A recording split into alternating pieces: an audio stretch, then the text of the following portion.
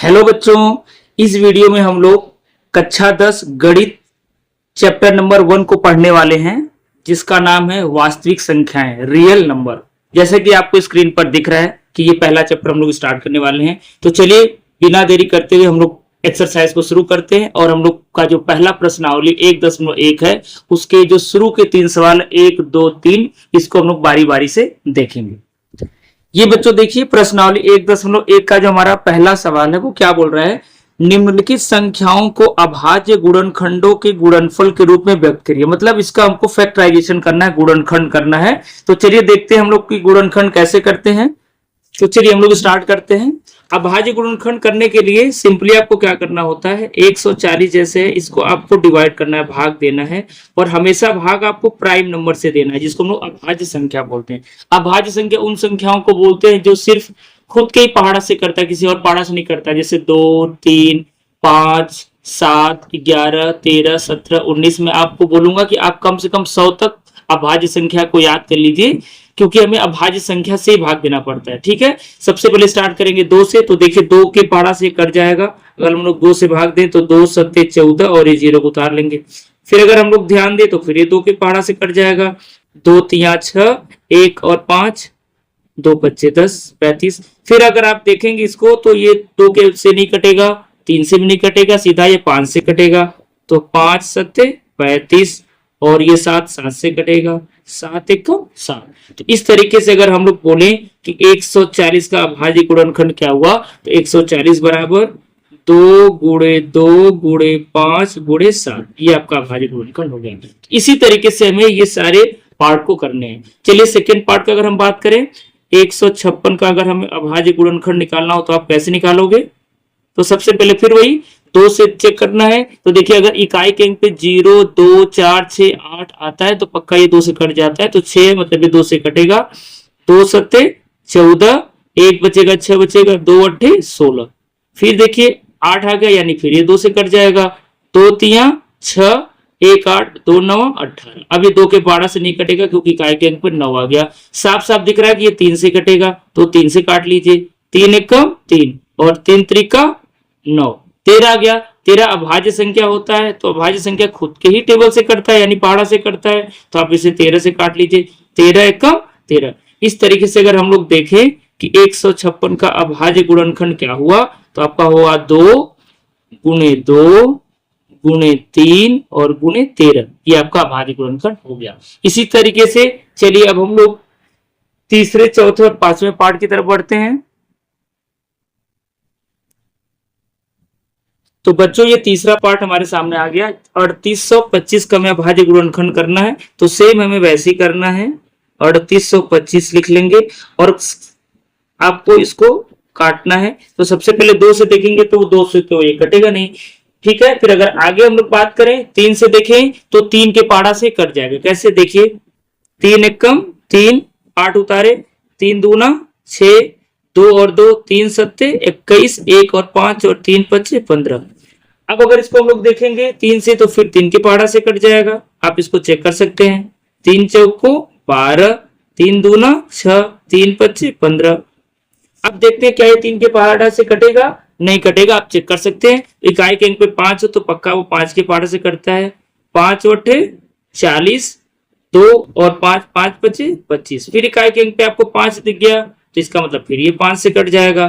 5 एकम 5, 5 सत्ते 35 और 17 भाज्य संख्या होता है, तो 1717 से ही कटेगा। 17 एकम 17। इस तरीके से अगर हम लोग 3825 का अभाज्य गुणनखंड लिखें तो क्या मिलेगा बच्चों, 3 गुणे 3 गुणे 5 गुणे 5 गुणे 17। देखिए आपको प्राइम नंबर अच्छे से आना चाहिए, क्योंकि इससे हमेशा प्राइम नंबर से ही काटा जाता है। एक तरफ से आपको चेक करते हुए चले जाना है। अब हम लोग बात करेंगे अगले पार्ट का, जो कि 5005 है। तो इकाई के अंक पे देखिए 5 दिख रहा है, तो पक्का ये 5 के पहाड़ा से कट जाएगा। तो सबसे पहले इसको 5 से काटते हैं। 5 एकम 5, 0 0 और 5 एकम 5। अब 1001 आ गया।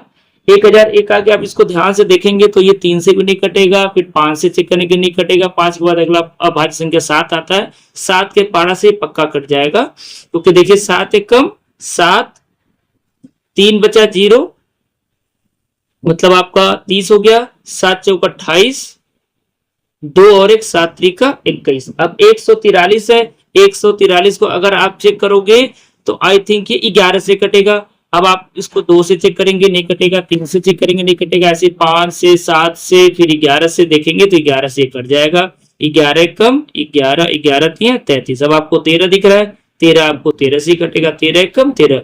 इस तरीके से अगर हम लोग 5005 का अभाज्य गुणनखंड लिखेंगे तो कैसे लिखेंगे, 5 गुणे 7 गुणे 11 गुणे 13। इस तरीके से आप इसको अभाज्य गुणनखंड इसका आप निकाल सकते हैं। आई होप आपको अच्छे से समझ में आ रहा होगा। अगर कोई पार्ट आपको समझ में नहीं आया हो तो कमेंट करके जरूर आप बताइएगा, ताकि हम दोबारा वीडियो बना करके आपको इसको अच्छे से समझा सके। अब चलिए एक पार्ट आपका और बचा है, उसको भी हम लोग देख लेते हैं। चलिए ये पांचवा पार्ट आपके सामने है, 7429, 7429। ठीक है, अब देखिए इसका आपको करना है तो आप कैसे करोगे। अब आप इसको बच्चों अगर चेक करोगे तो ये थोड़ा सा आपको इस सवाल में टाइम लग सकता है, क्योंकि ना तो 2 से कटेगा, ना तो 3 से कटेगा, ना तो 5 से कटेगा, ना तो 7 से कटेगा। क्योंकि मैं पढ़ा रहा हूँ, हमको प्रैक्टिस है, इसलिए हमें पता कि किससे कटेगा। आप तो पढ़ा नहीं रहे हैं, आप पहले से शायद पढ़े भी नहीं है, इसलिए आपको समय लग सकता है। तो आपको पेशेंस रखना है, ठीक है, चेक करते जाना है, पक्का आपको कहीं कहीं 50 तक जाते जाते आपको मिल जाएगा। तो अगर आप देखेंगे इसको, अगर आप इसको काटते जाएंगे तो आपको पता चलेगा कि 17 के पहाड़ा से कटेगा। कितने पहाड़ा से कटेगा, 17 के पहाड़ा से कटेगा। और 17 के पहाड़ा से कटेगा तो 17 कम 17, 17 दूनी 34, 17 51, 17 चौको 68। तो ये 4 बार जाएगा, 17 चौको 68। अगर आप घटाते हैं तो आपको मिलेगा यहाँ पर 6 और 2 62, फिर 17 तिया 51। ठीक है, अब इसके बाद नेक्स्ट अगर आप ले जाते हैं तो 17 सत्ते ये जाएगा, ये 437 आपको यहाँ पर मिलेगा। फिर अगर आप 437 को देखेंगे, फिर चेक करते जाएंगे तो फिर आपको पता चलेगा कि ये 19 से कटेगा। और अगर आप 437 को अगर आप 19 से भाग देते हैं तो देखिएगा ये 23 बार जाएगा। और फिर आपको मैं पहले ही बता चुका हूं कि 23 आपका क्या होता है, अभाज्य संख्या होता है। फिर आपका ये 23 से पहाड़ा से कटेगा, 23 से कम 13, 23 से कम 23, सॉरी। तो इस तरीके से बच्चों 7429 का अगर अभाज्य गुणनखंड अगर आप देखोगे तो 17 गुणे 19 गुणे 23 आपका ये उत्तर आएगा। ऐसे क्वेश्चंस में आपको पेशेंस रखना होता है, क्योंकि आप क्या करते हो, कुछ दूर तक चेक करते हो, फिर आप चेक नहीं करते हो, बोलते हो सर ये तो किसी से कट ही नहीं रहा है। लेकिन अगर आप पेशेंस रखोगे, प्रैक्टिस करोगे तो पक्का आपका ये कटेगा, इसमें कोई भी दिक्कत वाली बात नहीं होगी। तो इस तरीके से बच्चों हम लोग पहले क्वेश्चन को कंप्लीट कर लिए। अब चलिए हम लोग दूसरे क्वेश्चन की तरफ बढ़ते हैं। देखिए दूसरा सवाल क्या बोल रहा है, पूर्णांकों के निम्नलिखित युग्मों के एचसीएफ और एलसीएम। एचसीएफ का मतलब होता है महत्तम समापवर्तक और एलसीएम का मतलब होता है लघुत्तम समापवर्तक। ज्ञात कीजिए और इसकी जांच कीजिए कि दोनों संख्याओं का गुणनफल क्या बराबर है। एचसीएफ गुणे एलसीएम मतलब यहाँ पर हमें ये जांच करना है कि लघुत्तम समापवर्तक में अगर हम लोग महत्तम समापवर्तक का गुणा करें तो क्या दोनों संख्याएं जो ये दी गई हैं इन दोनों का गुणा करेंगे तो क्या इसके बराबर आएगा, तो बिल्कुल आएगा। क्या, क्योंकि यहाँ पर एक सूत्र होता है एचसीएफ गुणे एलसीएम बराबर प्रोडक्ट ऑफ नंबर्स, मतलब दोनों नंबर का गुणा करिए और एचसीएफ एलसीएम का गुणा करिए, दोनों आपस में बराबर आता ही है। तो ये चीज हमको यहाँ पर वेरीफाई करना है। तो चलिए यहाँ पर कुल 3 पार्ट है, इसमें से मैं 2 पार्ट करूंगा और 1 पार्ट मैं आपके लिए दूंगा, ताकि आप खुद से प्रैक्टिस करके बताओ कि क्या आप ये पार्ट कर पाए। अगर आप कर पाए तब भी आप कमेंट करके बताइएगा, अगर आप नहीं कर पाए तब भी आप बताइएगा, ताकि अलग से वीडियो बनाकर इसे मैं आपको समझा सकूं। तो चलिए हम लोग स्टार्ट करते हैं। तो चलिए बच्चों देखते हैं कैसे करेंगे। तो आपको क्या करना है, इसका अभाज्य गुणनखंड निकालना है। तो 26 का अगर हम लोग गुणनखंड निकालते हैं तो 26 का गुणनखंड कितना आएगा, देखिए 2 से अगर हम लोग काटें तो 2 एकम 2 और 2 तिया 6। ठीक है, अगर हम लोग इसको 13 से काटेंगे क्योंकि 13 भाज्य संख्या है तो 13 एकम 13।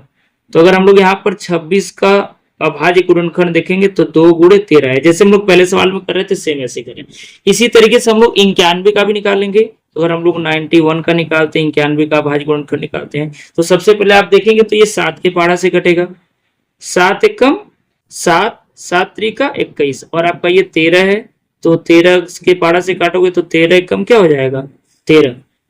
अब अगर हम लोग 91 का अभाज्य गुणनखंड देखें तो क्या मिला, 7 और गुणे कितना मिला 13 मिला। अभाज्य गुणनखंड विधि द्वारा इसे में करना है, हम चाहें तो लघुत्तम महत्तम भाग विधि से भी कर सकते हैं, लेकिन यहाँ पर चूंकि हमको अभाज्य गुणनखंड विधि से ही करना है, इसलिए हम लोग इसे अभाज्य गुणनखंड विधि से भी कर रहे हैं। अगले सवाल को हम लोग भागफल विधि से करेंगे और वो भी आपको मैं तरीका समझाऊंगा। तो ये भी आसान है, वो भी आसान है, दोनों तरीका इजी होता है। अब चलिए, अब हमको दोनों संख्याओं का अभाज्य गुणनखंड पता चल गया। अब हमको एचसीएफ लिखना है। एचसीएफ का मतलब होता है महत्तम समापवर्तक, हिंदी में इसको महत्तम समापवर्तक बोलते हैं। इसे करने का तरीका क्या होता है बच्चों, ये जो गुणनखंड आपने किया है, जो संख्या दोनों में उभयनिष्ठ होता है वही एचसीएफ होता है। देखिए 2 यहाँ पर है, यहाँ पर 2 है क्या, नहीं। 13 यहाँ पर है, 13 यहाँ पर है, मतलब दोनों में 13 उभयनिष्ठ, मतलब 13 हो गया। 7 यहाँ पर है, 7 यहाँ पर नहीं है, तो दोनों अभाज्य गुणनखंड में देखेंगे तो सिर्फ 13 उभयनिष्ठ, इसलिए इन दोनों संख्याओं का महत्तम समापवर्तक कितना हो गया, 13 हो गया। ऐसे अगर हमको एलसीएम अगर हमें लिखना है तो एलसीएम का मतलब होता है लघुत्तम समापवर्तक। लघुत्तम समापवर्तक कैसे निकालते हैं, दोनों के अभाज्य गुणनखंड में जो सबसे पहले दोनों में है, यानी जो एचसीएफ है, पहले उसको नोट कर लेते हैं। अब इसके बाद जो नंबर बच गया सबको नोट कर लीजिए। यहाँ पर 2 बच गया, इंटू 2 कर दीजिए। यहाँ पर 7 बच गया, इंटू 7 कर लीजिए। और भी अगर कोई नंबर बचेगा तो आपको क्या करना है, यहाँ पर लिख लेना है।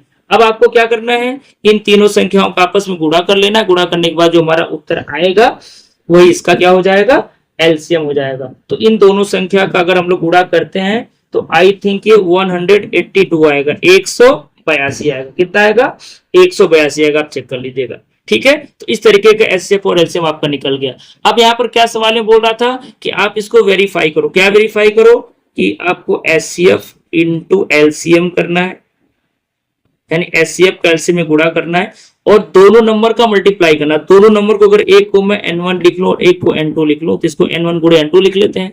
एचसीएफ का मतलब देखिए बच्चों कितना आया, 13 आया, गुणे एलसीएम का मतलब कितना आया, 182 आया। और यहाँ पर n1 का मतलब कितना है, 26, और n2 का मतलब कितना है, 91।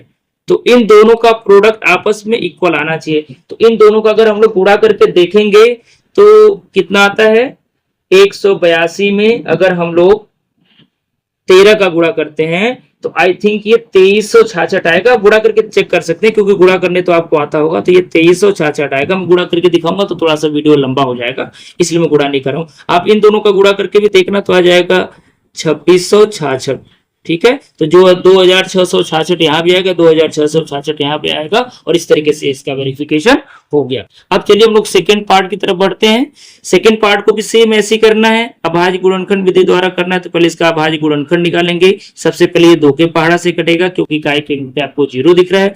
तो 2 दूना 4, 1 1 11 हो जाएगा, 2 5 10 और 2 5 10। और जैसे ही काय के अंक 5 दिखे तो पक्का वो 5 के पहाड़ा से कटेगा। 5 5 25, 5 1 5। फिर अगर हम लोग देखें तो ये आई थिंक 3 से भी कट जाएगा, तो आप यहाँ 3 से भी काट सकते थे, तो कोई बात नहीं। चलिए अब हम 3 से काट देते हैं। 3 1 3 आपका हो जाएगा, 5 में से 3 घटाओगे 2 और 3 7 21, और 17 तो अभाज्य संख्या, 17 से ही कटेगा, 17 1 17। इसी तरीके से अगर हम लोग 92 का भी निकाल लें अभाज्य गुणनखंड, फिर दोनों को हम लोग अलग से लिख लेंगे। फिर 2 के पहाड़ा से काटिए, 2 चौको 8, 2 छक्का 12।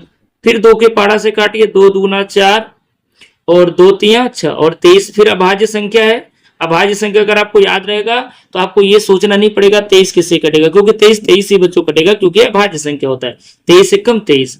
अगर हम लोग 510 का अभाज्य गुणनखंड निकालेंगे तो कितना आएगा, 2 गुणे, पहले मैं 3 लिख लेता हूं, 3 फिर गुणे 5 गुणे 17। ऐसे ही अगर मैं 90 तो 92 का निकालना चाहूं तो इसको अगर मैं लिखूं तो कितना लिख सकता हूं, 2 गुणे 2 गुणे 23। इस तरीके से अब हमको अगर एचसीएफ लिखना है, यानी महत्तम समापवर्तक लिखना है, तो एचसीएफ कैसे लिखते हैं बेटा, जो दोनों में होता है। तो देखिए 2 यहाँ भी दिख रहा है, 2 यहाँ भी दिख रहा है, 2 2 दोनों में दिख रहा है, तो सबसे पहले हम लोग 2 को लिख लेते हैं, ठीक है।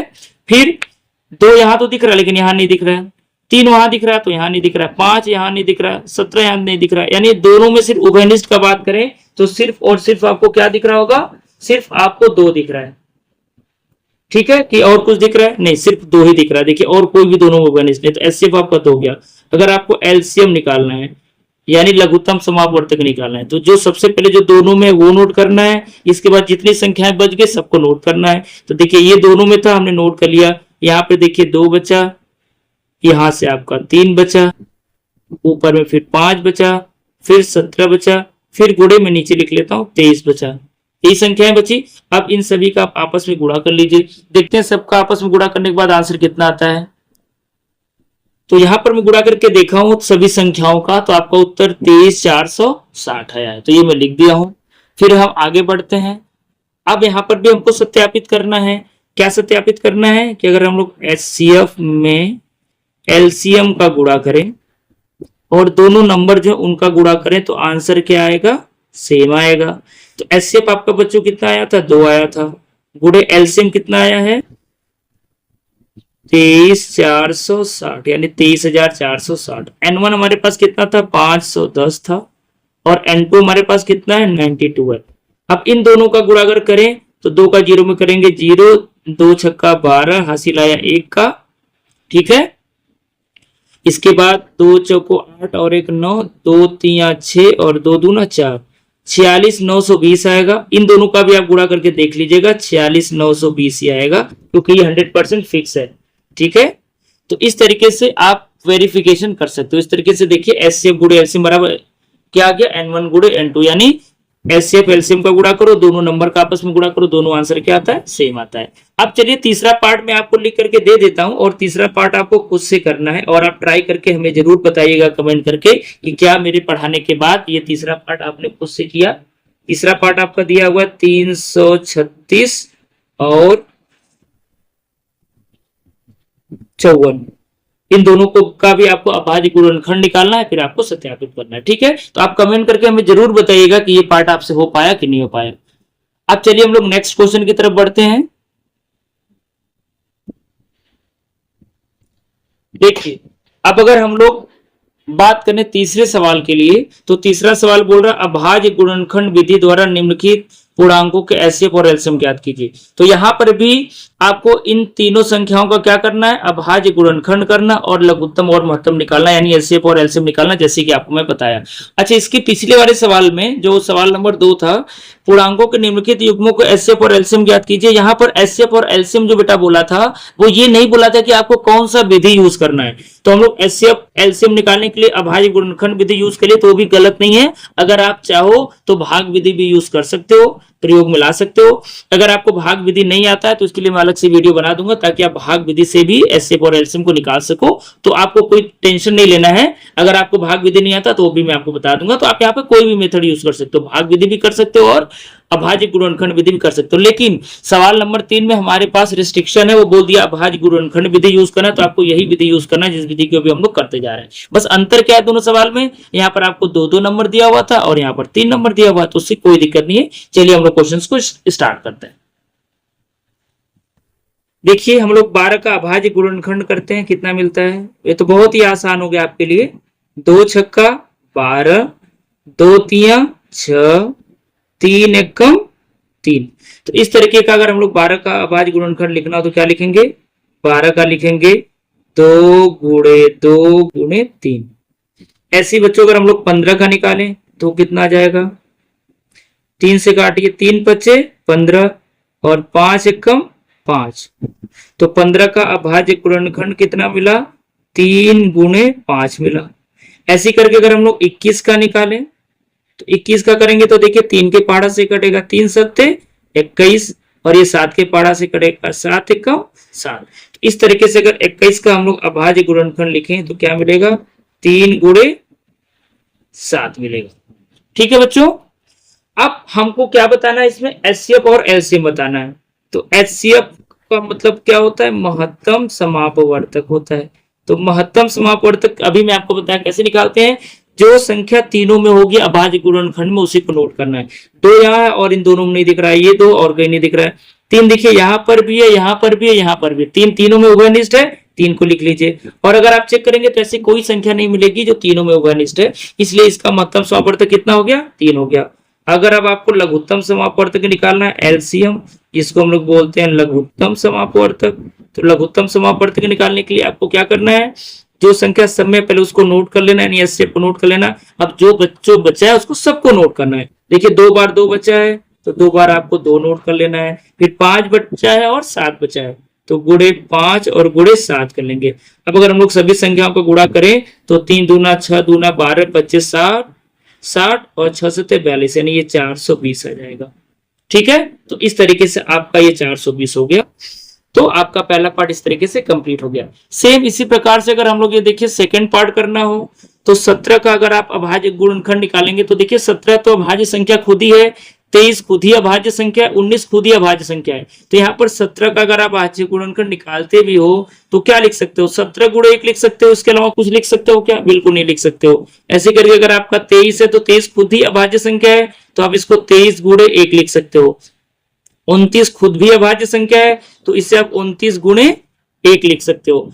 अब अगर हम लोग एचसीएफ बोले कि सब में क्या है एचसीएफ, तो सब में क्या कॉमन हो सकता है? अगर ये मैं 1 1 ना भी लिखूं, गुणा नहीं भी करूं, तो 1 तो सब का उभयनिष्ठ गुणनखंड होता है। तो इसका मतलब जो सब में कॉमन कुछ भी अगर आपको नहीं मिलेगा, अगर 3 संख्या है या 4 संख्या है, गुणनखंड करने के बाद अगर आपको कुछ भी कॉमन नहीं मिलता है तो उसका एचसीएफ कितना होता है? 1 होता है, क्योंकि 1 तो सबका अभाज्य गुणनखंड होता है। अगर हम लोग अब एलसीएम का बात करें तो एलसीएम के लिए आपको सबको लोड कर लेना है, क्योंकि अभाज्य गुणनखंड में तो आपको 17 मिला, गुणे 23 मिला और गुणे 29 मिला। अब अगर इन तीनों संख्याओं का अगर हम लोग गुणा करते हैं तो आपका आंसर कितना आ जाएगा? अभी हम लोग इसके पहले भी देखिए गुणा किए थे कि नहीं किए थे सॉरी। 17 गुणे 23 गुणे 29 अगर आप करते हो तो 11,339 आएगा, 11,339 यानी 11,339 आएगा। इस तरीके से आप एचसीएफ और एलसीएम को निकाल सकते हो। ये आपका अभाज्य गुणनखंड विधि, मैं फिर से बता रहा हूँ बच्चों कि भाग विधि से भी इसको निकाला जा सकता है, उसके लिए मैं आपको अलग से वीडियो बना दूंगा। और ये देखिए तीसरा वाला पार्ट 8 का 9 का 25 का, ये आपके लिए होमवर्क है, आप इसे करिए और कमेंट करके हमें जरूर बताइए कि क्या ये क्वेश्चन आप अपने से कर लिए और आसानी से कर लिए और मेरे समझाने के बाद क्या आपको अच्छे से समझ में आया। जैसे कि देखिए स्क्रीन पर आपको दिख रहा है चौथा नंबर क्या बोल रहा है क्वेश्चन में कि एचसीएफ 306 657 बराबर 9, मतलब इन दोनों संख्याओं का जो एचसीएफ जिसको हम लोग महत्तम समापवर्तक बोलते हैं वो 9 के बराबर है। फिर बोल रहे हैं कि एलसीएम 306 657 यानी इन्हीं दोनों नंबर का, यानी इन्हीं दोनों नंबर का जो एलसीएम है वो आपको क्या करना, ज्ञात करना है। मतलब ये दो संख्याएं हैं, दोनों संख्याओं का एचसीएफ हमको दिया हुआ है 9 के बराबर है, तो इन्हीं दोनों संख्याओं का एलसीएम कितना होगा। तो इसके लिए देखिए हम लोग एक सूत्र जानते हैं, वो सूत्र आपका क्या है, वो सूत्र हम लोग पहले से मैं आपको बता भी चुका हूं। वो सूत्र आपका होता है एचसीएफ गुणे एलसीएम और ये बराबर होता है दोनों संख्याओं के गुणनफल के बराबर। तो एक संख्या को हम लोग चलिए n1 मान लेते हैं, दूसरी संख्या को n2 मान लेते हैं, तो एचसीएफ गुणे एलसीएम बराबर बच्चों क्या हो जाएगा, n1 गुणे n2। अब एचसीएफ का मान तो आपका 9 दिया है तो 9 रख लीजिए, एलसीएम का मान हमको पता करना है तो एलसीएम को हम लोग सेम ऐसे ही रहने देते हैं। n1 का मतलब कि पहला नंबर आपकी स्क्रीन पर दिख रहा है 306 है और दूसरा नंबर कौन सा है 657, तो ये गुणे हो जाएगा, सॉरी गुणे 657 यानी 9 गुणे एलसीएम बराबर 306 गुणे 657। अब अगर हमको एलसीएम बताना है बच्चों तो एलसीएम बराबर क्या हो जाएगा, 9 देखिए इधर गुणे में है तो दाहिने साइड में जाएगा तो क्या हो जाएगा, भागे में हो जाएगा, क्योंकि गुणे का उल्टा क्या होता है, भागे होता है। तो आपका हो जाएगा 306 गुणे 657 और बटा 9। अब आपको इसी को क्या कर लेना है, हल कर लेना है।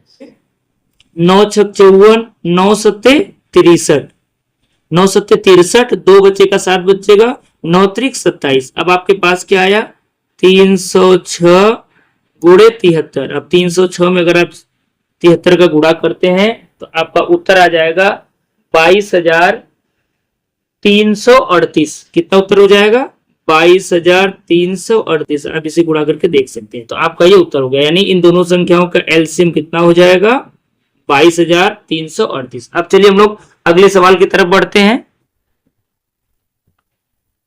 तो अगला सवाल बच्चों क्या बोल रहा है, आप ध्यान से देखिएगा। जांच कीजिए कि क्या किसी प्राकृतिक संख्या n के लिए संख्या 6 के घाते n अंक 0 पर समाप्त हो सकता है। मतलब ये बोल रहा है क्वेश्चन में कि अगर 6 के घाते n, जहां पर n प्राकृतिक संख्या आपको पता है जो गिनने काम में आती है, जैसे 1 2 3 4 5 6 अनंत तक हम लोग बात करें तो उसको प्राकृतिक संख्या बोलते हैं। तो इसका कहने का मतलब ये है कि जैसे ये आपका 6 के घाते n दिया हुआ है, क्या दिया हुआ है 6 के घाते n, तो 6 के घाते n में हमको क्या करना है कि n का मान प्राकृतिक संख्या रखते जाना है। जैसे मैं आपको समझाऊं, अगर n का मान मान लीजिए 1 रखते हैं तो इसका उत्तर कितना आएगा, 6 आएगा। अगर n का मान मैं 2 रखूं तो इसका उत्तर कितना आएगा? 36 आएगा। इस तरीके से अगर हम लोग मान रखते जाए 6 के घाते 3, 6 के घाते 4, 6 के घाते 5 अनंत तक रखते जाए तो क्या ये इकाई के अंक पर कभी जीरो आएगा? ये आपको बताना है। आई होप आपको क्वेश्चन समझ में आ गया, क्योंकि ये क्वेश्चन जल्दी बच्चों को पहले समझ में नहीं आता है। ठीक है, तो इसके लिए तरीका क्या होता है, चलिए हम आपको बताते हैं।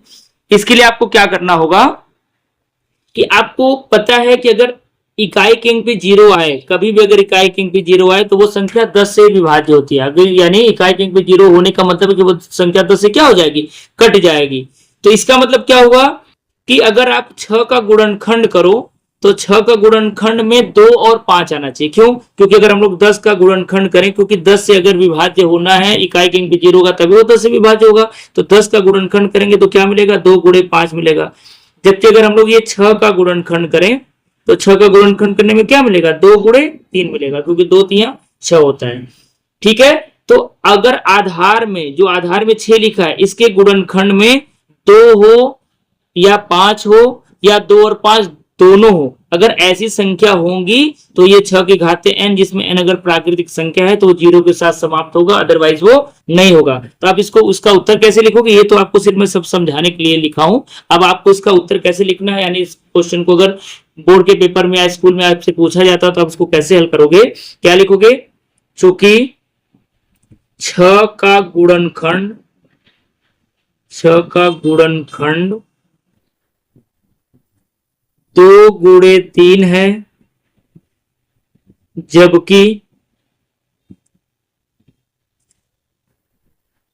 यदि कोई संख्या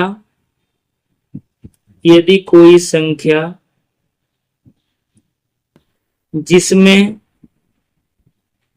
इकाई का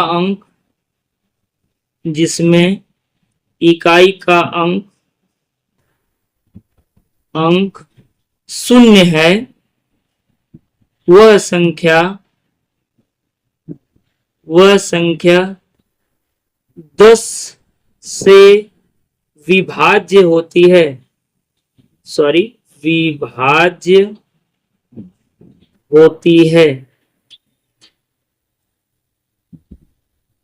और 10 का गुणनखंड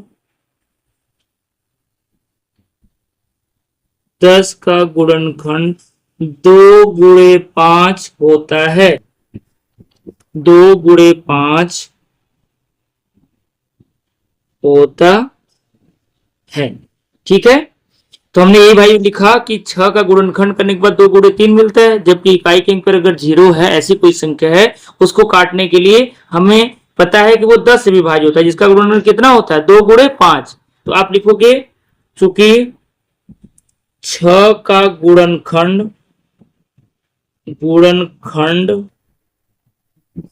2 के घाते m गुणे 5 के घाते n के रूप में नहीं है। अब देखिए 2 के घाते m 5 के घाते n लिखने के पीछे बेटा पर्पस ये है कि 2 और 5 ही गुणनखंड में आना चाहिए। तो वो एक बार भी आ सकता है, 2 या 5, एक से ज्यादा बार भी आ सकता है। इसीलिए यहाँ पर हमने क्या बोल दिया कि 2 के घाते m और गुणे 5 के घाते n के रूप में होना चाहिए, यानी 2 बार हो सकता है, m का वैल्यू 3 बार हो सकता है, वैसे 5 का वैल्यू 1 2 3 4 बार हो सकता है। इसलिए इसको जब जनरल फॉर्म में लिखते हैं हम लोग तो 2 के घाते m गुणे 5 के घाते n के रूप में लिखते हैं। इसलिए आपका उत्तर क्या हो गया? अतः 6 के घाते n जो है का जो अंक है वो 0 पर समाप्त नहीं हो सकती, 0 पर समाप्त नहीं हो सकती। ये आपका इसका उत्तर हो गया। आई होप आपको इसका सलूशन अच्छे से समझ में आया है। अब चलिए हम लोग नेक्स्ट क्वेश्चन की तरफ बढ़ते हैं। देखिए बच्चों, जो अगला सवाल है वो आपका बोल रहा है, व्याख्या कीजिए कि 7 गुणे 11 गुणे 13 धन 13 और 7 गुणे 6 गुणे 5 गुणे 4 गुणे 3 गुणे 2 गुणे 1 धन 5 भाज्य संख्याएं क्यों? देखिए भाज्य संख्याएं कैसे पता चलता है कि कोई संख्या भाज्य है? भाज्य संख्या किसको बोलते हैं? जिसका गुणनखंड 2 से ज्यादा हो। ठीक है, अभाज्य संख्याएं सिर्फ खुद से ही भाज्य होती है, यानी और किसी संख्या से वो नहीं करती, जबकि भाज्य संख्याएं खुद से भी भाज्य होती हैं और अन्य संख्याओं से भी करती हैं। तो कभी भी अगर हमें भाज्य संख्याओं को बताना है तो हमें सिर्फ ये बता देना चाहिए कि उसके दो से ज्यादा गुणनखंड है। अगर दो से ज्यादा गुणनखंड है इसका मतलब वो क्या है, वो भाज्य संख्या है। तो चलिए देखिए इस सवाल को हम लोग कैसे हल करेंगे। तो देखिए पहला आपको दिया है 7 गुणे 11 गुणे 13 धन 13। तो आपको पता है कि अगर हम लोग 7 में 11 का गुणा करेंगे तो 11 सते 77 और 77 में अगर हम लोग 13 का गुणा करते हैं तो आपका ये आ जाता है 1001। कितना जाएगा, 1001। तो सबसे पहले हम लोग गुणा हल करते हैं, फिर धन आपका 13 है। अब अगर 1001 में अगर हम 13 जोड़ते हैं तो क्या आ जाएगा, 1014 आ जाएगा। यानी पूरा हल करने के बाद ये संख्या क्या बन गया, 1014। अब हमें क्या करना है, 1014 का दिखाना है कि दो से ज्यादा गुणनखंड है। तो चलिए हम लोग गुणनखंड करके देख लेते हैं। तो 1014 का अगर हम लोग गुणनखंड करें बच्चों तो क्या मिलेगा, देखिए 2 से कट जाएगा, 2 पच्चे 10, एक उतारोगे नहीं जाएगा, 0 बढ़ा करके 4 भी उतार लोगे तो 2 सत्ते 14। अब देखिए ये किससे कटेगा, इसको अगर आप देखोगे तो ये 3 से कटेगा। 3 से चलिए काटते हैं, 3 एकम 3, 2 0, 3 छक 18, 2 7, 3 9 27। अब आपको पता होगा कि 169 13 का वर्ग होता है, यानी ये 13 से कटेगा। तो 13 का वर्ग होता है तो 13 से काटोगे तो 13 आएगा, फिर 13 से काटोगे तो 13 एकम 13 आएगा। तो इस तरीके से अगर हम लोग देखें तो 1014 का आपको दो से ज्यादा गुणनखंड मिल गया कि नहीं मिल गया। देखिए 2 गुणे 3 गुणे 13 गुणे 13, कुल कितने गुणनखंड मिल गए, 4। दो से ज्यादा गुणनखंड मिल गया, अतः बोल सकते हैं यह है क्या, एक भाज्य संख्या है। अतः यह एक भाज्य संख्या है, यह एक भाज्य संख्या है। दो से ज्यादा गुणनखंड आपको बच्चों दिखा देना है भाज्य संख्या अगर आपको सिद्ध करना है तो। अब चलिए सेकेंड पार्ट जो दिया हुआ है, क्या दिया हुआ है आपका, 7 गुणे 6 गुणे 5 गुणे 4 गुणे 3 गुणे 2 गुणे 1। अगर इसका अगर आप आपस में गुणा करोगे तो आपको क्या मिलेगा, आपको समझना है। अगर इस सबका आपस में आप गुणा करते हो, 1 दूना 2, 2 तिया 6, फिर 6 चौको 24, फिर 24 25, फिर छक्का और 7, मतलब सबका आपस में आपको गुणा कर लेना है 5 को छोड़कर, क्योंकि पहले हम लोग गुणा कॉल करते हैं। तो जब इन सभी संख्याओं का आप गुणा करोगे तो 5040 आएगा और धन कितना आएगा, 5 आएगा। अब इसको आप जोड़ लोगे तो कितना हो गया, 5045। अब आपको क्या करना है, 5045 का गुणनखंड कर लेना है। तो 5045 का गुणनखंड करोगे तो 5 से कटेगा, 5 एकम 5, 0 और 4 उतारोगे नहीं जाएगा, 5 9 45। अब यहाँ पर आपका 1009 आ गया। अब 1009 को अगर आप किसी और संख्या से काटना चाहोगे तो ये नहीं कटेगा, क्योंकि आप खोज डालोगे तो पता चलेगा कि ये कौन सी संख्या है, ये अभाज्य संख्या है। ठीक है, तो इसके आगे हम लोग कर ही नहीं सकते। तो यहाँ पर आपको क्या मिला, 5045 का जब हमने गुणनखंड किया तो क्या मिला, 5 गुणे 1009 मिला। अब गुणे 1 तो सबका गुणनखंड होता है, तो 2 से ज्यादा हो गया ना, दो संख्या ये हो गई और एक लिख सकते हो आप, चाहो तो इसको ऐसे लिख सकते हो ना, 1 गुणे 5 गुणे 1009। तो मैं क्या बोला था कि दो से ज्यादा गुणनखंड होने चाहिए। तो चूंकि इस संख्या के क्या है, दो से ज्यादा गुणनखंड है, अतः ये क्या होगी, भाज्य संख्या होगी। तो इस बात को आप पूरा डिटेल में लिख सकते हो या आप ऐसे ही लिख दो शॉर्ट में, अतः यह एक भाज्य संख्या है, यह एक भाज्य संख्या है, भाज्य संख्या है। यह क्या होगी, आपकी एक भाज्य संख्या हो गई। अब चलिए हम लोग नेक्स्ट क्वेश्चन की तरफ बढ़ते हैं। तो देखिए बच्चों सवाल नंबर 7 क्या बोल रहा है, किसी खेल के मैदान के चारों ओर एक वृत्ताकार पथ है। इस मैदान का एक चक्कर लगाने में सोनिया को 18 मिनट लगते हैं, जबकि इसी मैदान का एक चक्कर लगाने में रवि को 12 मिनट लगते हैं। मान लीजिए कि वे दोनों एक ही स्थान और एक ही समय पर चलना प्रारंभ करें, तो एक ही दिशा में चलना प्रारंभ करें तो कितने समय बाद वो पुनः प्रारंभिक अवस्था में मिलेंगे, यानी पुनः प्रारंभिक स्थान पर मिलेंगे। तो ये क्या बोलना चाह रहा है, अब आपको थोड़ा सा एक डायग्राम बना करके मैं समझाने का प्रयास करता हूं। ठीक है, इस तरीके का एक सर्कुलर पाथ यानी एक सर्कल में पाथ है। दो बच्चे हैं, सोनिया है और रवि है। दोनों मान लीजिए इसी पॉइंट से चलना स्टार्ट करते हैं, लेकिन दोनों का स्पीड अलग अलग है। क्या बोल रहे हैं कि 18 मिनट में सोनिया एक चक्कर लगाती है, जबकि इसी को जो रवि है वो 12 मिनट में लगा देता है। यानी सोनिया अगर यहाँ से यहाँ चलेगी, फिर अगर इसी अवस्था में आएगी तो उसको 18 मिनट लगेगा, जबकि जो रवि है अगर वो यहीं से चलना प्रारंभ करेगा तो उसको 12 मिनट ही सिर्फ लगते हैं। मतलब रवि तेज चलता है, सोनिया धीरे धीरे चलती है, तभी उसको ज्यादा समय लगता है। तो इस केस में जब दोबारा दोनों एक ही पॉइंट पर कम मिलेंगे बेटा, जब भी करना होता है तो आपको क्या करना है, इनका कॉमन मल्टीपल्स लिखना है। मतलब दोनों के पहाड़ा में जो एक साथ नंबर आएगा सीक्वेंस में, उसको लिखना होता है। जैसे अगर मैं 18 का पहाड़ा लिखूं तो 18 के 18, 18 दूना 36, 18 तिया 54, 18 चौक 72। ऐसे अगर मैं 12 का लिखूं तो 12 के 12, 12 दूना 24, 12 तिया 36। तो कॉमन मल्टीपल का मतलब होता है कि जो संख्या दोनों में पड़ेगी, दोनों के पहाड़ा में वही उत्तर होता है। तो आप देख रहे हो कि यहाँ पर 36 मिल रहा है और यहाँ पर भी 36 मिल रहा है, तो ये कंफर्म है कि 36 मिनट बाद दोनों एक दूसरे से मिलेंगे। ऐसा क्यों मैं बोल रहा हूं, क्योंकि देखिए पहली जो बच्ची सोनिया है उसको पहले चक्कर में 18 मिनट लगेंगे, दूसरे चक्कर में 18 दूना 36 लगेंगे। और रवि जब है एक चक्कर में 12 लगेगा, दूसरे में 12 लगेगा, तीसरे में फिर 12 लगेगा। मतलब जब तक सोनिया 2 चक्कर करेगी 36 मिनट में, उतने ही 36 मिनट में जो रवि वो कितना चक्कर कर लेगा, 3 चक्कर कर लेगा। तो डेफिनेटली वो लोग 36 मिनट बाद मिलेंगे। लेकिन इसको हल करने का तरीका क्या मैं वो बता रहा हूँ, अभी तो मैं आपको सिर्फ समझा रहा था। ऐसे में क्या होता है, हम लोग को सिर्फ इन दोनों संख्याओं का लघुत्तम समापवर्तक यानी एलसीएम निकाल लेना होता है। ठीक है, तो अगर हम लोग एलसीएम निकालेंगे तो 36 आएगा, देख सकते हैं। 2 नवा 18, 2 छक्का 12, फिर 2 से काटिए, 9 को उतार लीजिए, 2 तिहाई 6। अब देखिए 3 से कटेगा, 3 से काटिए, 3 त्रिका 9, 3 एकम 3, फिर आप इसको 3 से काट लीजिए, 3 एकम 3। तो अगर हम लोग एलसीएम लिखें, एलसीएम जिसको आप लघुत्तम समापवर्तक बोलते हो, तो क्या मिलेगा, 2 गुणे 2 गुणे 3 गुणे 3। तो 2 दूना 4, 4 तिया 12, 12 तिया 36।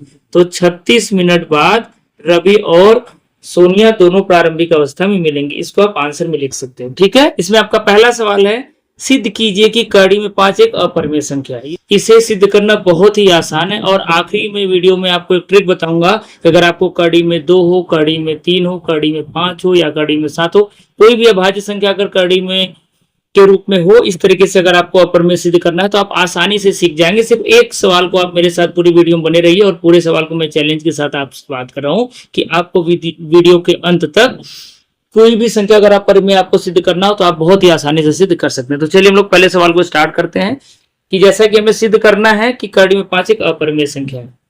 इसे सिद्ध करने के लिए हम लोग कॉन्ट्राडिक्शन मेथड यूज करते हैं। कॉन्ट्राडिक्शन का मतलब विरोधाभास। हम लोग यहाँ पर क्या मान के चलेंगे कि यह एक परिमेय संख्या है। अगर यह एक परिमेय संख्या होगी तो यह परिमेय संख्या के जो भी गुण धर्म होते हैं, प्रॉपर्टीज होती है, उसको सेटिस्फाइड करना चाहिए यानी संतुष्ट करना चाहिए। लेकिन हम लोग लास्ट में यही देखेंगे कि यह परिमेय संख्या के सभी गुण धर्म को संतुष्ट नहीं करती है, अतः हम लोग बोल सकते हैं लास्ट में कि ये क्या है, एक अपरिमेय संख्या। तो इसका पूरा तरीका क्या होता है ये आपको स्टेप बाय स्टेप अच्छे समझना है। तो सबसे पहले हम लोग स्टार्ट करेंगे, लिखेंगे माना कड़ी में 5 एक परिमेय संख्या है, परिमेय संख्या है। अच्छा, अगर यह परिमेय संख्या तो इसको p बटा क्यू के रूप में लिख सकते हैं। यानी हम लोग लिख सकते हैं कड़ी में 5 है वो p बटा क्यू के बराबर।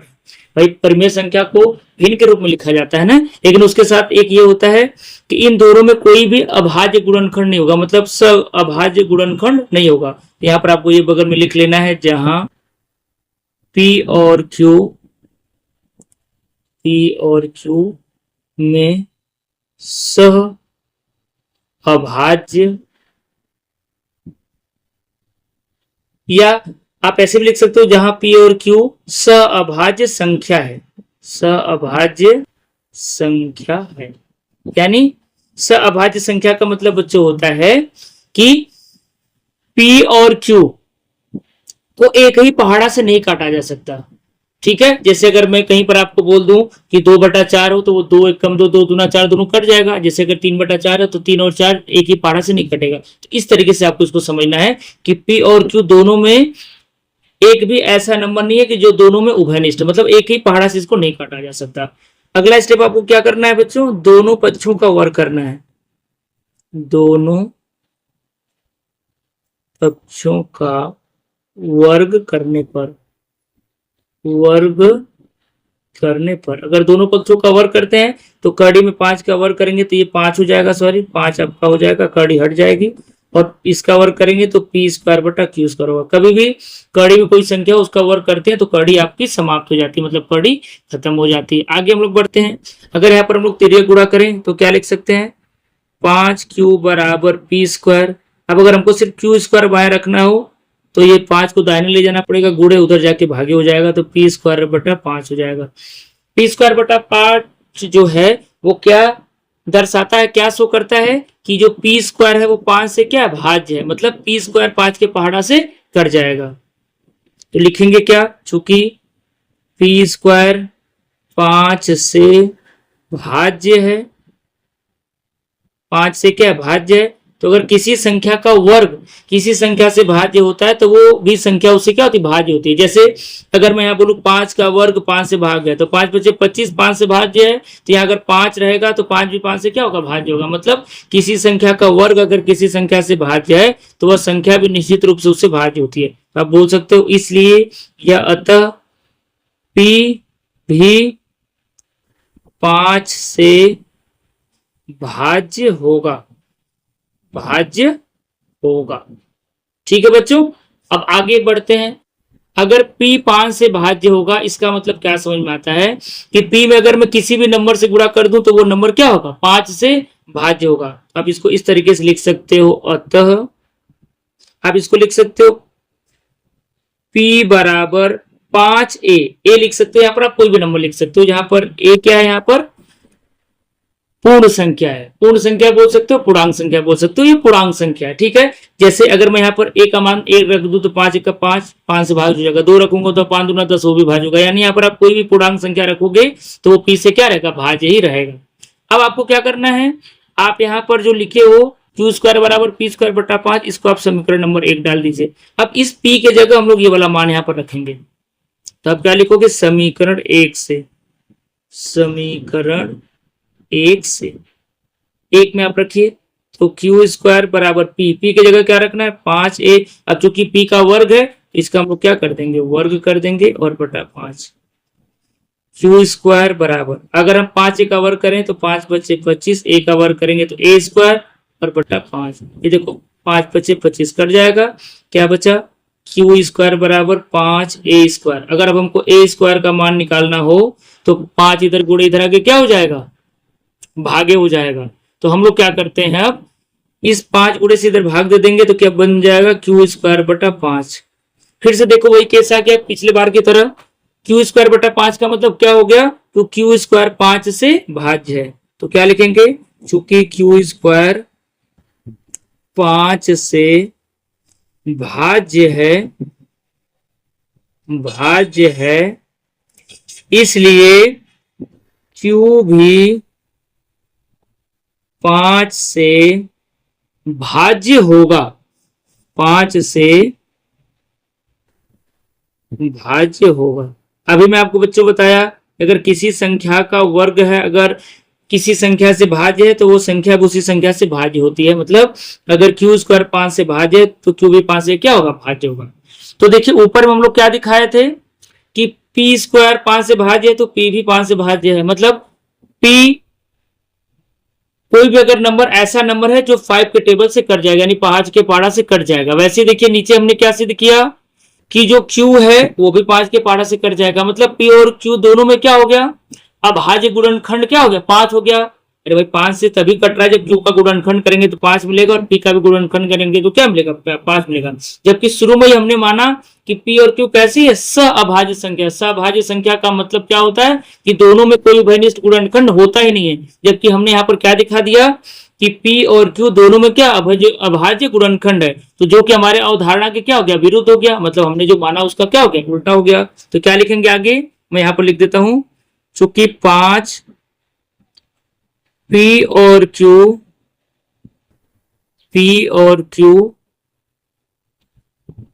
दोनों में अभाज्य गुणनखंड है, अभाज्य गुणनखंड है, ठीक है, जो कि हमारी अवधारणा हमारी अवधारणा के विरुद्ध है, के विरुद्ध है। क्यों अवधारणा के विरुद्ध है? क्योंकि भाई पी और क्यू में तो कोई अभाज्य गुणनखंड हमने माना ही नहीं था, जबकि यहाँ पर 5 निकल गया कि पी में भी है और क्यू में भी है। इसका मतलब क्या हुआ, हमने जो माना उसका उल्टा हो गया, यानी हमारे अवधारणा के विरुद्ध हो गया। अवधारणा के विरुद्ध होने का मतलब क्या है कि हमने जो पी को एक परिमेय संख्या मान के रखा था, मतलब वो परिमेय संख्या नहीं है। कैसी परिमेय संख्या है? वो अपरिमेय संख्या है। तो आप लास्ट में लिख सकते हैं, अतः कड़ी में 5 एक अपरिमेय संख्या है, अपरिमेय संख्या है। ठीक है बच्चों। अब लास्ट में मैं बोला था आपको एक ट्रिक बताऊंगा कि अगर कड़ी में 5 हो, कड़ी में 3 हो, कड़ी में 2 हो, तो आप उसको कैसे हल करोगे। कड़ी 5 का तो ऑलरेडी मैं बता ही दिया। कड़ी में 11 हो, कड़ी में 13 हो, कड़ी में 19 हो, कड़ी में 23 हो, कोई अभाज्य संख्या अगर कड़ी में लिख दिया जाए और उसको बोला जाए कि अपरिमेय सिद्ध करो, तो सेम तरीका होगा। अब आपको कैसे करना मैं आपको बता दूं, इसी में मैं आपको समझा रहा हूं, आप आसानी से कर पाओगे। जैसे देखिए कि सवाल में अगर कड़ी में 5 था, तो देखिए मैं जहां जहां 5 लिखा हूं वहां वहां आपको क्या करना रहेगा। जैसे कड़ी में 7 अगर आपको प्रूफ करना हो, तो जहां जहां 5 लिखा हुआ वहां पर सिर्फ आपको क्या कर देना है, 7 लिख देना है। अगर कहीं पर कड़ी में 2 को सिद्ध करना है, तो जहां जहां कड़ी में 5 लिखा वहां पर कड़ी में 2 लिख देना है। कड़ी में 11 हो तो 11 लिख देना है। यानी सेम यही मेथड लिखना है, पूरा सेंटेंस पूरा सब कुछ सेम लिखना है, सिर्फ आपको नंबर को चेंज कर देना है। तो ऐसा करोगे तो आप कोई भी अभाज्य संख्या जो इस तरीके का क्वेश्चन आएगा बोर्ड एग्जाम में कर लोगे। जो कि हमें सिद्ध करना है कि 3 धन 2 कड़ी 5 एक अपरिमेय संख्या है। तो इसे सिद्ध करना बहुत ही आसान होता है बच्चों। मैं एक क्वेश्चन आप बताऊंगा इस तरीके से कि जितने भी क्वेश्चंस होंगे आप बहुत ही आसानी से कर पाएंगे। तो चलिए हम लोग क्वेश्चन को करते हैं स्टार्ट। और हमें सिद्ध करना है कि 3 धन 2 कड़ी 5 एक अपरिमेय संख्या है। तो हम लोग इसको कॉन्ट्राडिक्शन यानी विरोधाभास से हम लोग इसको हल करते हैं। हल करने का तरीका क्या होता है कि अगर ये अपरिमेय संख्या, तो हम लोग इसको मान के चलेंगे क्या है कि ये एक परिमेय संख्या है। अगर ये परिमेय संख्या होगी तो भाई परिमेय संख्या के जितने भी गुण धर्म यानी प्रॉपर्टीज हैं उसको ये क्या करेगी, होल्ड करेगी, यानी संतुष्ट करेगी। अगर ऐसा करती है तो ये परिमेय संख्या होगी, अगर ऐसा नहीं करती यानी वो अपरिमेय संख्या है। क्योंकि संख्या दो ही प्रकार की होती है, या तो परिमेय होता है या तो अपरिमेय होता है। तो चलिए हम लोग वीडियो को स्टार्ट करते हैं और इसके सोल्यूशन को अच्छे से समझते हैं। तो सबसे पहले बच्चों हम लोग मानेंगे कि माना 3 धन 2 कड़ी में 5 एक परिमेय संख्या है, परिमेय संख्या है।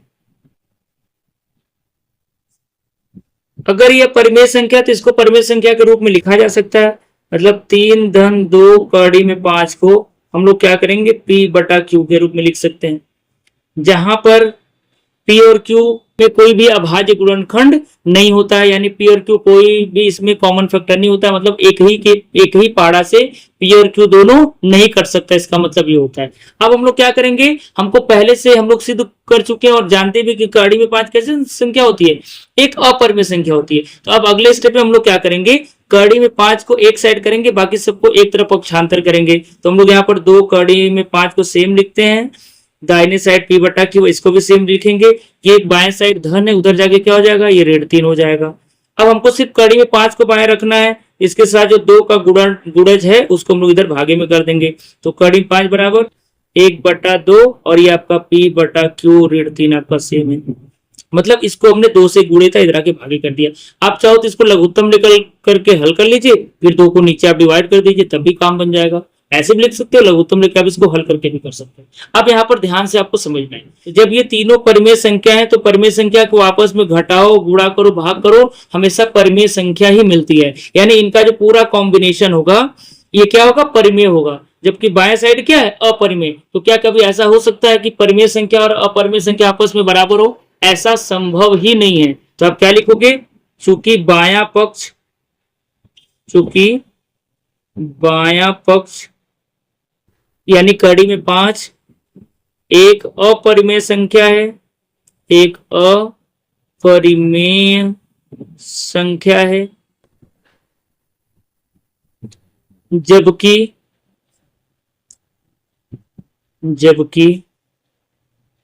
सॉरी छोटी की मात्रा रहेगी, जबकि दायां पक्ष एक परिमेय संख्या है, कैसे है मैं आपको भी बताया, एक परिमेय संख्या है, ठीक है, जो कि हमारी अवधारणा के विरुद्ध है, जो कि हमारी अवधारणा के विरुद्ध है,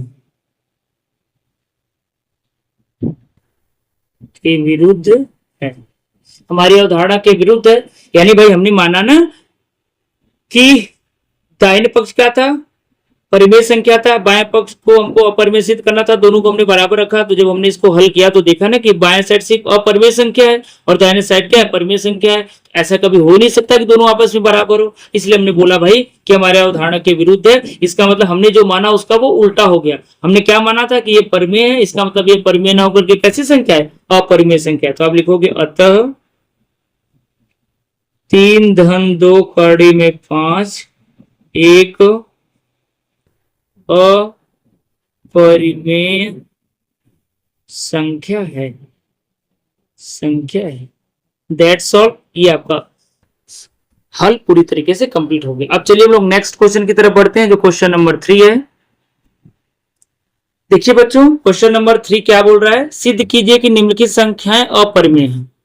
इसमें 3 पार्ट दिया हुआ, तीनों पार्ट को करना है। तो ये भी बिल्कुल सेम क्वेश्चन नंबर 2 की तरह है। तो 1-2 पार्ट में आप बताऊंगा, 1-2 पार्ट में आपको होमवर्क दूंगा और आप आसानी से उस क्वेश्चन को कर पाएंगे, ठीक है, क्योंकि बिल्कुल सेम टू सेम है, कोई तरीका नहीं बदलने वाला है। जैसे हमने क्वेश्चन नंबर 2 को किया वैसे हम लोग 3 के भी तीनों पार्ट को करने वाले हैं। तो सेम ऐसे ही हम लोग क्या मानेंगे कि एक ऐसी संख्या है, एक परिमेय संख्या। उसको मैं डिटेल में एक्सप्लेन कर दिया हूं, इसलिए मैं इसको थोड़ा सा शॉर्ट में करूंगा ताकि बहुत वीडियो लंबा ना हो और आप आसानी से समझ भी जाओ। तो सबसे पहले हम लोग क्या मान के चलेंगे कि माना 1/2 एक परिमेय संख्या है, यह एक परिमेय संख्या है। अगर यह परिमेय संख्या है तो इसको p/q के रूप में लिखा जा सकता है, यानी 1/2 p/q के क्या हो जाएगा, बराबर हो जाएगा।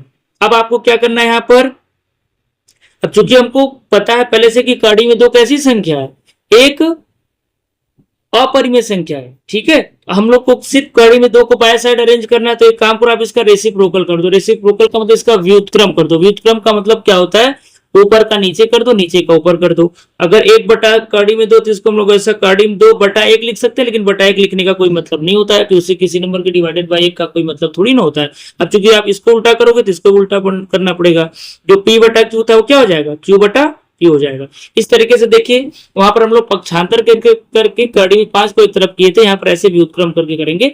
जैसा क्वेश्चन का सिचुएशन रहेगा, कुल मिला जुला करके आपको कड़ी में 3, कड़ी में 2, कड़ी में 5, कड़ी में 7 जो भी संख्या है उसको बाएं साइड रखना है और सबको दाहिने साइड अरेंज करना है। आप अपने हिसाब से जैसे अरेंज हो सके, अगर आपको करने आता है तो आप कर सकते हो। फिर यहाँ पर बात वही हो गया कि कड़ी में 2 कैसी संख्या है, एक अपरिमेय संख्या है। जबकि p/q बोलो या q/q बोलो, ये क्या होगा, परिमेय संख्या होगा। तो भाई दाहिने साइड परिमेय संख्या, बायां साइड क्या हो गया, अपरिमेय संख्या, जो कि हमारे अवधारणा के क्या विरुद्ध है। तो आप सेम उसी वे में आंसर लिखोगे, चूंकि बायां पक्ष सेम वैसे ही, चूंकि बायां पक्ष अपरिमेय है, अपरिमेय है, बायां पक्ष अपरिमेय है, जबकि दायां पक्ष क्या है, परिमेय है। दायां पक्ष परिमेय है, जो कि हमारी अवधारणा के विरुद्ध है, हमारी अवधारणा के विरुद्ध है, हमारी अवधारणा के विरुद्ध है, ठीक है। अतः अवधारणा के विरुद्ध का मतलब क्या हुआ कि भाई हम लोग जो माने उसका उल्टा हो गया। हमने क्या मान कर रखा था कि परिमेय संख्या, मतलब ये परिमेय संख्या ना होकर के कैसी संख्या है, अपरिमेय संख्या। अतः 1/2 एक अपरिमेय संख्या है, अपरिमेय संख्या है, ठीक है बच्चों, इस तरीके से आपका ये पहला पार्ट हो गया। अब देखिए सेकंड और थर्ड पार्ट में मैं आपको ट्रिक बता रहा हूं जिससे आप बहुत आसानी से कर पाओगे। देखिए हमें सिर्फ ये जो बीच का स्टेप है ये चेंज करना है, बाकी ये जो पहला लाइन हम लोगों ने लिखा कि 1/2 एक परिमेय संख्या है तो इसको लिखेंगे 1/2 की जगह आप 7/5 लिख दोगे। ऐसे ही तीसरा पार्ट करोगे तो 6/2 लिख दोगे। यानी सिर्फ इस नंबर को चेंज करना है। ये स्टेप सब में अलग अलग होगा क्योंकि क्वेश्चन अलग अलग है। बाकी ये जो मैं लाइन लास्ट में लिख रहा हूं ये भी आपको हर क्वेश्चन में सेम टू सेम लिखना है।